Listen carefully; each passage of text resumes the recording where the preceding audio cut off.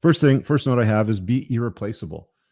If you are her best option, if you're her hypergamous best option, she looks at you every day. She says, this guy is unbelievable. What a phenomenal dude. I couldn't possibly do any better. Other men approach her. She ignores them. Like, this is the ideal situation that you're basically describing. You want other guys to be invisible and you want her to be infatuated with you. You need to be irreplaceable. If she thinks that there's hundreds of thousands, millions of other guys out there that are better than you or equivalent to you, then you're replaceable very easily. So you want to be an irreplaceable object in her life. How do you do that? Be the best version of yourself, right? I'll talk about a lot of those things that kind of fall into play and sort of toe the line with that notion. But being a competent, exceptional man, if you're average, you're boring, right? You know, I've said this many times, you can do anything to women today except bore them. They hate that shit. They don't like anything that's predictable. They like excitement. It is what it is. Again, I'll get into more of those points in a second.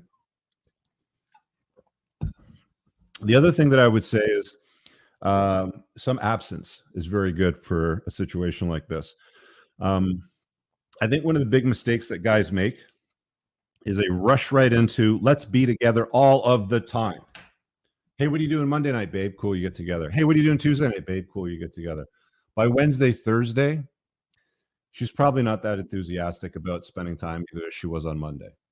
Just being honest, right? So Dr. Orion Taraban did a video called Give Her the Gift of Your Absence, one of his older ones. And, you know, I had him on my channel for Playing to Win. I totally agree with it. It's like absence does make the heart grow fonder.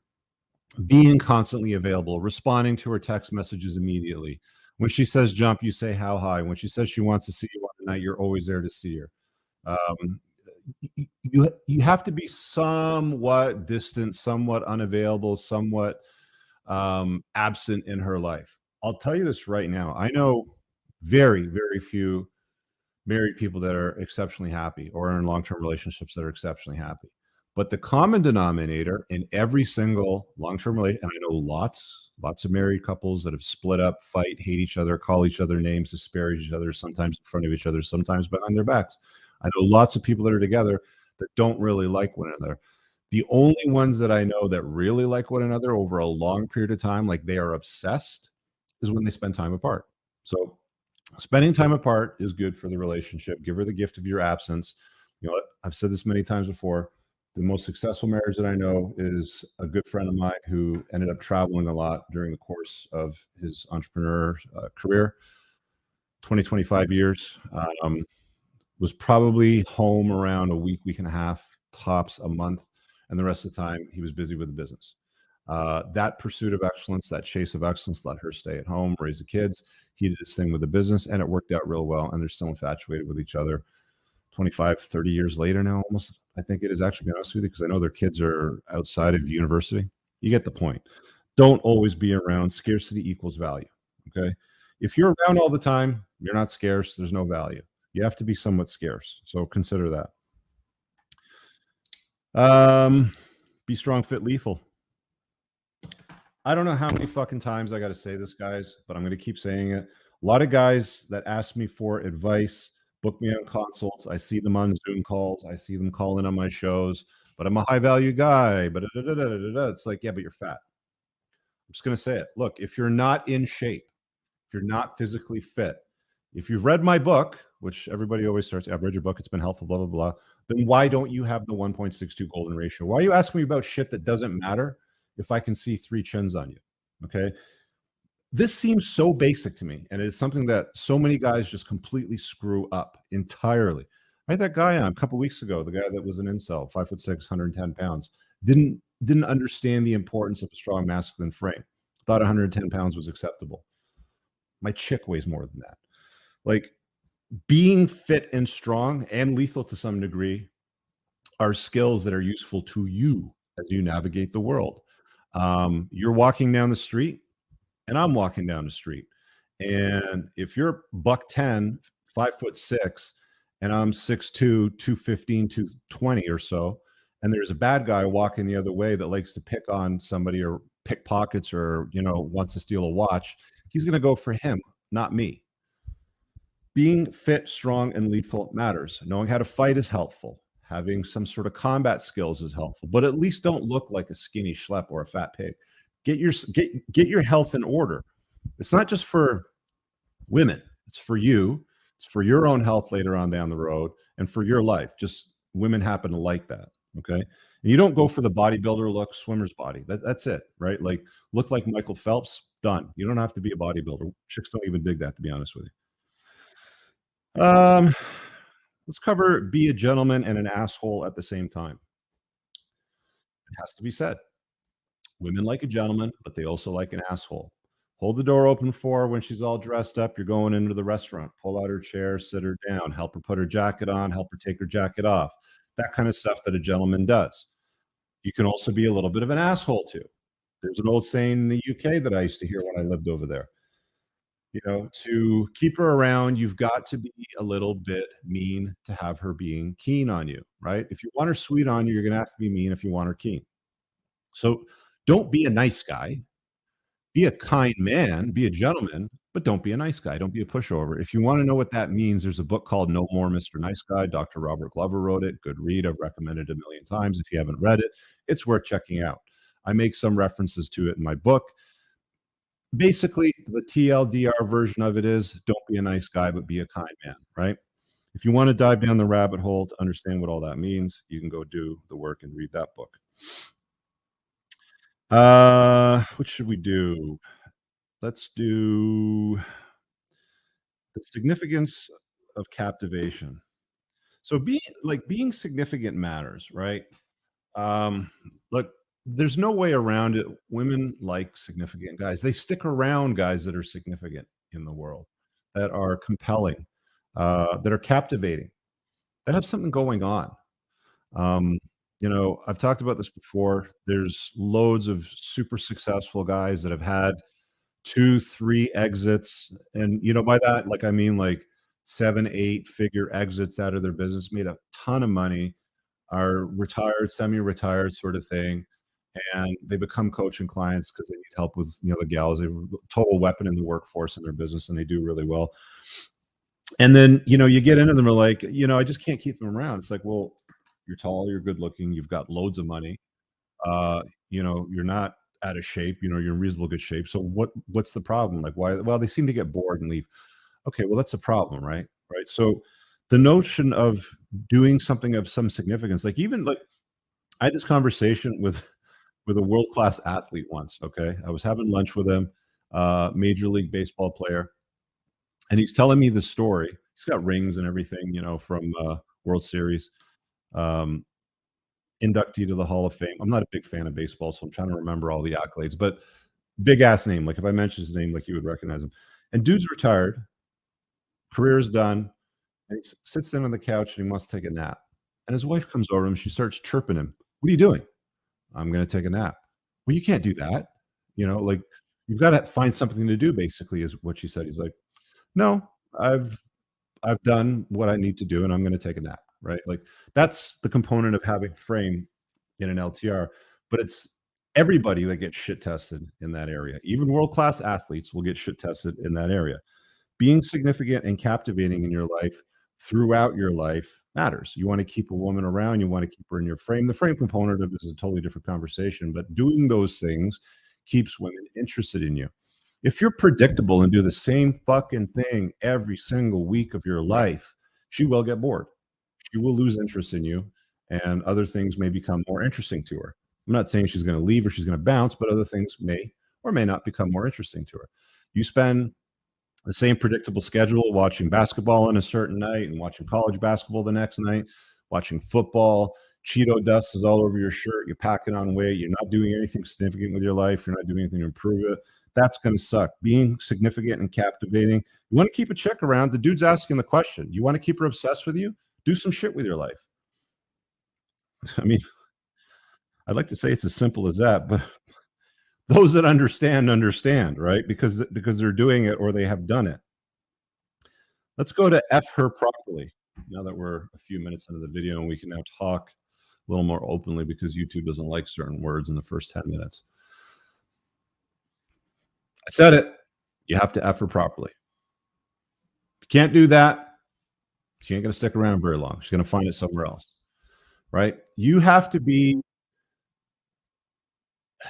There's a really good scene in Devil's Advocate. Al Pacino's in that.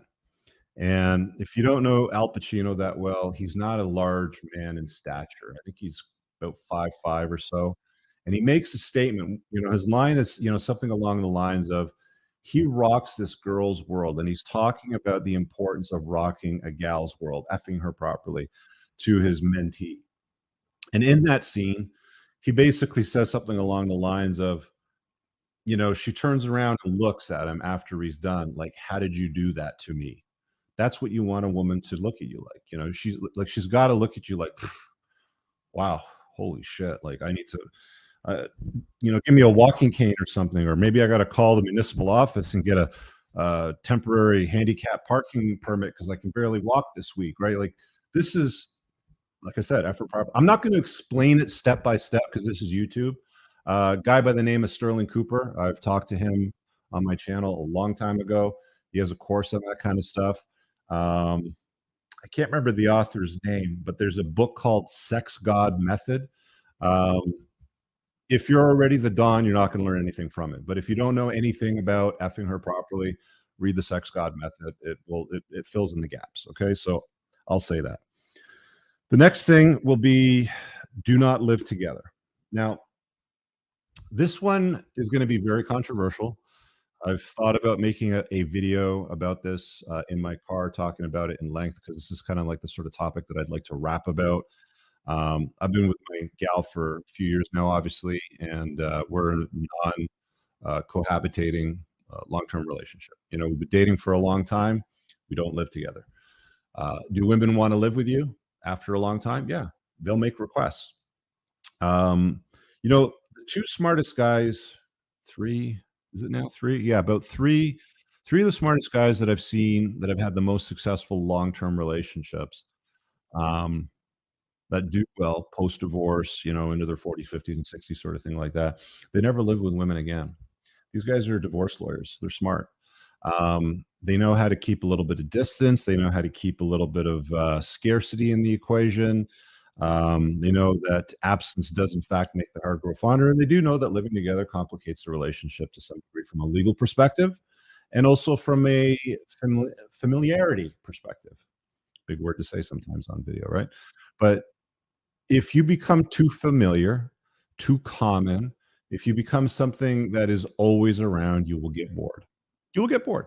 You'll get bored of her, and she'll get bored of you. The enthusiasm that you have in the 3-month mark that you're talking about over here. And again, I mean, in this guy's particular, scenario, he's saying, we don't even ever want to have kids. In that case, I don't see any reason why you would ever want to commingle your lives or live together at all. Can't remember who said it, but somebody from the Manoswamp said something along the lines of, I want to be married, or I'd love to be married again one day. I'd love to throw a log on the fire, have a glass of wine, share a dinner, and then, blah, blah, blah, like all the other romantic stuff, love, sex, all that good stuff. And then I want to walk home down the street to my house and go to bed. And there's something to that. Having a little bit of distance in a long-term relationship and not living together, I personally think can be a great thing. You have to know how to manage it. Women will press you for it. The response that I give is like, okay, well, take a look around and show me a perfect example of two people that have been living together over a long period of time that are still obsessed with one another, and they don't exist. They really don't. There might be some examples made, but it's like, if they have a solution, I'd like to hear about it. I'd love to hear somebody that's been in a long-term relationship, living together over many years, that is still infatuated with them. The only times that I've seen that happen is when there's distance, when there's travel, when there's business interactions, when there's other obligations that take them apart from one another, so they're not on each other's feet all the time. Women, like I said, that baseball player, once he retired and wanted to take a nap on his couch, wife didn't like it. What are you doing here? Why are you taking a nap? What's this about? Right? A little bit of distance is good. A little bit of scarcity, a little bit of some of the strange is good. You want to keep her a little bit obsessed with you, right? Um, Other note I have here is putting a dent in the universe. Are you doing it? Are you? Serious question, because if you're all about her, if you're infatuated with her, if it's like, I've had crushes, felt infatuation, I've experienced sexual urges, but this is something completely different. Whenever we spend time together, it's always great conversation, great sex, blah, blah, blah. Okay, but are you putting a dent in the universe? Or is it all about her all the time? What are you doing with your life? Are you doing something of significance, right? What is your purpose? What is your mission? Is it just her? Because that's all I'm getting from reading this, right? I don't know what it is. You know, when people fill out this form to request a video, let me put the banner up for that one because I know that's going to get one. Where do I find that link, Rich? Um, Here it is, right there. When people fill out that form to request a video, they do their little email, and then there's a section at the bottom that says, "Well, link your socials so I can take a look into your life." This guy didn't link his socials, which tells me he doesn't have a life to look into, or could be that it's so private that he doesn't want me to know about it. Either way, it doesn't matter because you guys know that I've never breached anybody's trust. If you're making a request from me to get some feedback on something, if you've watched my videos long enough, I've never, ever, ever, and I will never do it, breach anybody's trust knowingly or intentionally, sharing their social media, anybody in the outside world. It's private. I need to take a look at it to see what you're about. Maybe you got nothing going on there. Maybe you want to keep it private. I don't know, but I didn't get to see any of that. So I don't know what your purpose is. I don't know what you're doing with yourself. I don't know how significant you are, how captivating you are. What's this dent that you're putting in the universe? Another note here: be attractive, don't be unattractive. So simple. Who said that? Rhinestone. Be attractive, don't be unattractive. Be good looking, be compelling, be interesting, be on something, right? Be a guy that other women want to be with and other men want to be. That is attractive. Don't be unattractive. What does that mean? Don't be fat, don't be lazy, don't be incompetent, don't be broke, don't have zero status in the world. Like the opposite of that, obviously, is all that means. Got a few other here. Let's deal with these too. She must know that she is replaceable. So you might think that's counterintuitive to the notion of obsession. How do you get a woman obsessed with you? Well, I've given you some good pointers. But another way to do it is so that she understands that she can be replaced. I'm not saying to overtly state it. Yo, bitch, I can replace you. No, that's not the show. That's not how I roll. But it should be known as a man of some action, of purpose, of putting some dent in the universe, of some significance, that, again, I'll go back to it. Men want to be you, women want to be with you, that you have options. If you don't have options, if none of that exists, then you look pretty boring to her. You look like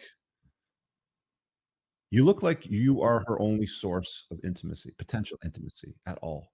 So don't be that, right? She has to know covertly, by way of your actions and your lifestyle choices, that she can be replaced. Don't go on and on. You see these dorks on social media. It's her birthday, it's Valentine's Day, it's Mother's Day, it's a wedding anniversary, and every single frickin' post is the dork praising her, putting her up on a pedestal. "I'd be nothing without you. You're my blah, blah, blah, rainbow, sunshines, and butterflies, my stars, my moon," all this stuff. And the funny thing is when you click through over to his social media or over to her social media on like an anniversary, for example, there's no mention of him. It's her and her girlfriends with wine glasses on the beach on her last girls' trip away. And, his is like a picture of the entire family. You see what I'm getting at here, right? Like, you have to be a guy of some significance. You have to be of some competence, of some interest in the world. The other thing that really matters too is she has to understand that she's got first dibs to you, but doesn't own you. So I don't think that's anything that you can communicate. I mean, you don't want to have to get to the point where you have to communicate it overtly. Anytime you have to get to an overt statement like that, you're not going to a good area, if we're being honest. It just should be understood that she has first dibs on you, but she doesn't own you. If she feels like she owns you, like she can do wrong and get away with it, you're screwed, buddy. You really are.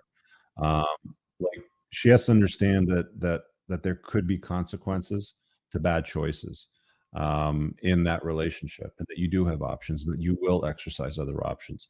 A good example of that is guys that end up in sexless marriages or sexless long-term relationships. You see these all the time on these chat forums and Reddits and Facebook discussion groups. Been married for 7 years. We've been together for 10 years. We have sex like once every 6 months. When before we got together, it was all exciting and we would hang from the chandelier and monkey sex and blah, blah, blah. Right. If she's if she's not exercising her right to first dibs, take it elsewhere. Remember, she doesn't own it. You have to you have to make sure that she understands that there has to be work on her part to maintain the relationship. Because women do try to get comfortable, and I don't think they do this intentionally or get slow or anything like that, but they will try comfort and some laziness in some regard for a variety of reasons. For example, you're with a girl, whenever she's left your place in the morning, in the past, she's always made sure that the sink was empty and your bed was made. Now, months go by, that doesn't happen anymore. Some guys will let that slide and just be like, "Yeah, I'll make my own bed," or "I don't even need to make my bed," or "It's okay, I'll put it in the dishwasher later on." But the acute guys, the guys that are unplugged, that are really aware, will say something.